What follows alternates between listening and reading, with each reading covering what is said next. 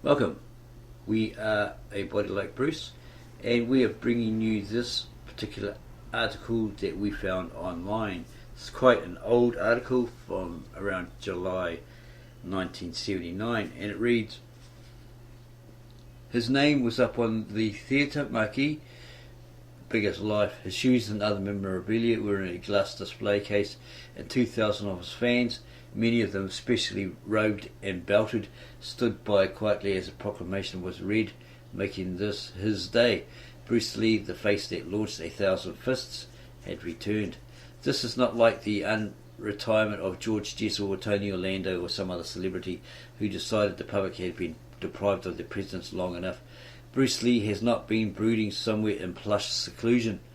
Bruce Lee has been dead for nearly 6 years at the time of this article. When he makes a new picture, titled appropriately enough Game of Death, that is some kind of event.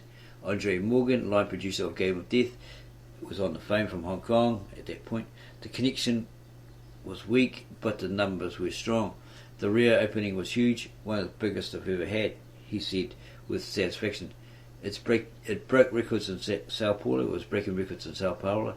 Business was very good in Germany, and it was the number 5 grosser in Japan, earning $8 million. Not only had a dead man made a new film, the thing is earning a fortune. It is difficult to explain to non-initiates the singular drawing power of Bruce Lee. Calling him a martial artist is a bit like calling Proust a scribbler. He was not of the genre. He defined and created it, combining startling yet graceful physical movements with an exceptional screen presence and charisma. It took Lee, the 1958 Cha-Cha King of Hong Kong, a former waiter in a Chinese restaurant in Seattle, USA, and a 4-F Army reject, less than 2 years to bounce from relative obscurity to a status as the hottest property in world cinema, capable of asking $1 million a picture. His last film, Enter the Dragon, has recorded worldwide box office earnings in excess of $100 million. As Esquire headlined in 1973, is not Warner Brothers ancient and wise? Is not Bruce Lee young and coming up fast? And then, on July 20, 1973, Lee went to the Hong Kong apartment of actress Betty Ting Pei. He complained of a headache, was given a prescription painkiller called ecwagesic, went into the bedroom to rest and could not be wakened, and was rushed to a hospital where he died at 11:30 p.m. He was 32.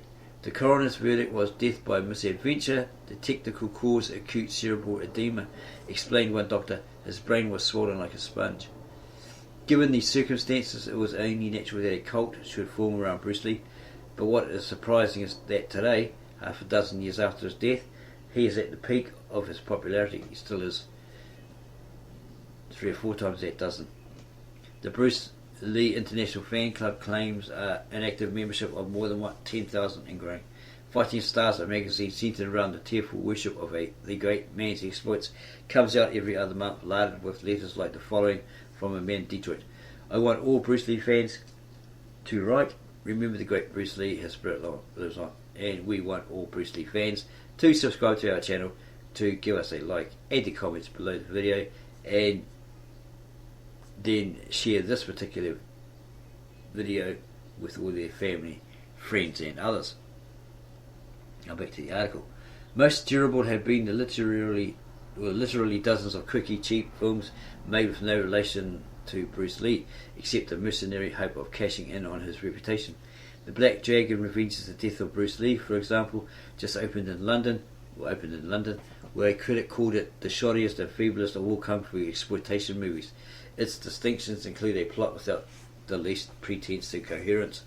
In addition, a recent issue, an issue of the Washington Post back then, carried ads for no less than 3 films eager to profit from his good name.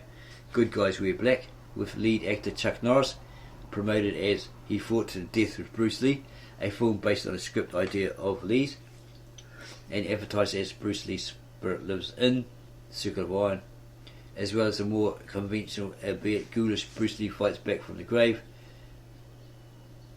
and You Can't Keep a Good Man Down. As these feeble rip-offs proliferated, consider the plight of Raymond Chow, managing director of Hong Kong's Golden Harvest Group and the producer of many of Lee's films. Chow had in his possession sizable chunks of the very last Bruce Lee epic, the one he'd been working on at the time of his demise or his death. Given all of the above, Chow knew that if he could turn it into a finished product, there would be no end to the money that could be made, but the nature of the footage shot seemed to make that hope an impossibility. The problem was that even Lee himself didn't know what Game of Death was supposed to be about.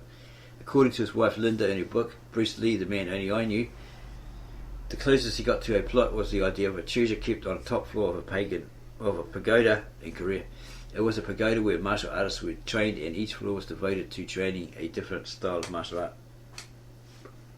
Naturally, Lee would end up triumphantly fighting his way to the top, but according to an associate, the filming of his progress was done in a rather haphazard way. When somebody he wanted to use showed up in Hong Kong, he'd hire him and shoot a sequence. In his way, fights with nunchaku expert Danny Santo, Korean 7th degree Hapkido Chi Hong Choi, and very tall martial arts devotee Kareem Abdul-Jabbar of the Los Angeles Lakers were filmed. After Lee's death, Chow's first thoughts, according to producer Andre Morgan, was to just shelve the film and forget about it. But exhibitors and distributors who were aware that the footage existed put a lot of pressure on him to do something. And in 1976, Chow finally relented and put together a think tank to try and come up with a usable plot. It was, remembers Morgan, an experience I don't wish it anyone, like working on a jigsaw puzzle backwards, starting in the middle and not in the four corners. We had to fight scenes. What we needed was a storyline to justify them. Every distributor in every territory in the world had a pet theory on what would work in his market. We got dozens of unsolicited scripts from people who hadn't even seen the footage. One had Bruce coming back from the dead, another had a younger brother taking over from him, a third had him fighting with the devil. You name it, we had it. It ran the whole gamut. It got a little aggravating at times. The final script, which went through 5 writers and 3 drafts, takes advantage of one of the many rumours surrounding Lee's death, that some kind of Chinese mafia put him out of commission. In Game of Death, star martial artist Billy Lowe is threatened by a nasty syndicate that apparently controls every sports and entertainment figure in the known world. Billy, being made of sterner stuff, decided to resist, proclaiming sturdily, "It is better to die a broken piece of jade than live a piece of clay." He is shot for his trouble, but though the syndicate thinks he has died, he in fact toughs it out and ends up fighting his way through the many stories of Hong Kong's Red Pepper restaurant, which has replaced the Korean pagoda, and wreaking vengeance on the by now snivelling syndicate boss, a delicious scenery chewing cameo by Academy Award winner Dean Jagger. The plot has its ingenious touches. Billy being shot, for instance, enables him to spend much of the film with his face either hidden by bandages or covered by disguises, but it wasn't ingenious enough to relieve Golden Harvest of its biggest worry, how to find a double for Bruce Lee. That was extremely difficult, says Morgan glumly. When Bruce died, we were literally inundated with photographs of lookalikes, but because of the time lag, people's faces changed, and they suddenly got bags in their eyes, everything. Finally, not 1 but 2 doubles were settled on. There was the fighting Bruce Lee, a Korean who was quite an action man but couldn't emote his way out of a rice sack. Joining him was the acting Bruce Lee, a Hong Kong resident who looked enough like the original to have met and shaken hands with him in a jokey Bruce meet Bruce meeting in a Hong Kong disco. Also to be located was someone to play the newly created role of Hero's girlfriend. Selected was Colleen Camp, a 26-year-old actress who had been charming and effective and smile and funny lady, and who was just coming off a tour of duty as a troupe entertained Playboy Bunny in Francis Ford Coppola's Apocalypse Now. She had been in the Philippines for 6 months, she stated. She was jungled out. Do you get the picture? And her agent says, "We've got this great role for you starring opposite Bruce Lee." I thought he was dead, she said. And he says, "Yeah, exactly." She said, "Is this a publicity stunt or something? How can I play opposite a dead man? Can you imagine?" "Well," he says, "at least he won't upstage you." Her agent's insistence and the fact that she's got to sing the title song, it's #1 in Japan, helped Camp overcome her doubts, but now she has seen the finished product, she's not so sure about the wisdom of it all. The first words out of her mouth, she stated, "Let's go spaghetti tonight, I'm tired of Cantonese food." "Can you imagine?" she says in a breathless, non-stop way. My dialogue is mostly me screaming, "Billy, karate chop, Billy, karate chop, I'm going, Billy, how are we going to get out of this?" Like those things you see on bad soap operas. I probably shouldn't be saying this, but it's true. Aside from the cardboard nature of her I made love to a dead man role, Camp found the whole experience very weird. I mean, his name was on the call sheet, it said Bruce, and the 2 doubles looked so much like him, it was frightening. There was a very eerie, mystical feeling to it. I'd ask questions about Bruce and everyone would be evasive. A lot of people in Hong Kong thought he was still alive.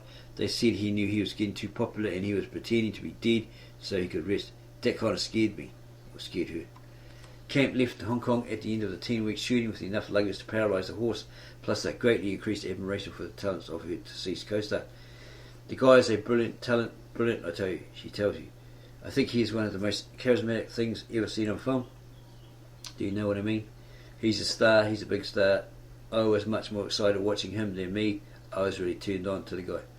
Equally impressed by Lee was the man who directed him in Into the Dragon and was everyone's inevitable choice to finish up Game of Death, Robert Klaus.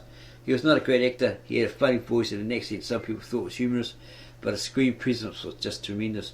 The director remembers he could just stand there and stare. It was with such concentration you felt he could kill you just by staring. It came across like a bolt of electricity. Robert Klaus is a placid, relaxed man, 51, a pipe smoker who looks like he ought to be teaching English in a small New England conservatory. In 1970 he made a feature called Darker Than Amber, based on the Travis McGee detective series, and he says amiably, I got typed right there as an action director, the poor man's pick apart. Bruce happened to see the film, liked what he saw, and said, that's the guy I want to direct Into the Dragon. Klaus soon discovered that Lee was, in the words of his wife's biography, no plaster saint. He was high-strung, very much so, with an enormous ego, just enormous. Klaus remembers shaking his head. He made a lot of enemies, he had many feuds in Hong Kong, he always thought people were out to get him. He wanted to impress everyone instantly. The first time he met you, you expect him to shake hands. But instead he steps back, flicks out his foot so fast you could feel the air move right at the tip of your nose. Then he'd take your hand and place it on his stomach. It was kind of his calling card. After that, you could go out to lunch with him, obviously. Klaus especially remembers the time Lee accidentally cut his hand in a screen fight with Bob Wall. Bruce got paranoid and told his buddies, at the end of our biggest fight scene, I am going to kill Bob Wall. Well, Klaus got a call from Raymond Chow in the middle of the night and he said, Bruce is going to kill Bob Wall, you have to call him and talk him out of it. So he called him up and he said yes, he was going to pile drive himself into Wall's chest and kill him. Finally, Klaus told him he couldn't do that he still needed Bob for some scenes here and there after the big fight. He grumbled, but it gave him an out. He could tell his pals. He wanted to kill him, but for the sake of the picture. Klaus's initial problem on Game of Death had nothing to do with film. Here's what we had to do, he explains presently. We had to placate Bruce's spirit. The day before they started, all the cast and crew went up to the top of the studio where a doorway had been opened overlooking the city. There was a Buddhist priest, several pots of incense, a whole pig was roasting, and fruits and vegetables. We all had to bow with clasped hands and make our gesture so that Bruce's spirit wouldn't cause us harm. How successful that gesture was is debatable. In a bizarre postscript several months after Game of Death's completion, one of its stars, Gig Young, committed suicide in New York after killing his young bride, Kim Schmidt, a script supervisor he met while making the film. That's probably the guy who was the second in command in the Game of Death, and he used to snap his fingers and that sort of stuff. He had that cane. He tried to box Bruce Lee's character, but yeah, he broke his arms or something like that, broke his neck, whatever. What started the big problem we faced was trying to be credible, Klaus says, weary with just remembering. It was a terrible, huge, exhaustible job. We had to match clothes, match lighting, match makeup, which was very difficult because he would cut and stuff. It took a lot of fineling, maybe that's what it's supposed to say. If there are people who feel Orientals look alike, this film was made for them. As a finished product, Game of Death is cunning in places, awkward in others. It doesn't always work, but that it works at all is amazing. Sequences from earlier films, a flying leap from the Chinese Connection, a fight in the Roman Colosseum, yes, the Roman Colosseum, from Return of the Dragon, are cleverly worked into the plot, and in Klaus's words, snippet of Bruce are slipped in here and there to help camouflage the action. If anything, the whole package is reminiscent of the famous quotation of Dr. Johnson's comparing a woman preaching to a dog walking on its hind legs. It is not done well, but you are surprised to find it done at all. So if you like this short video on the article about Bruce Lee, then subscribe to our channel, give us a like, add your comments below, and we'll come back with you with an answer as soon as possible, or a reply.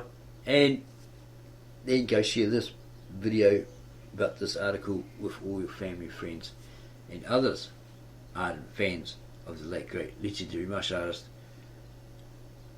king of chop socky, Bruce Lee.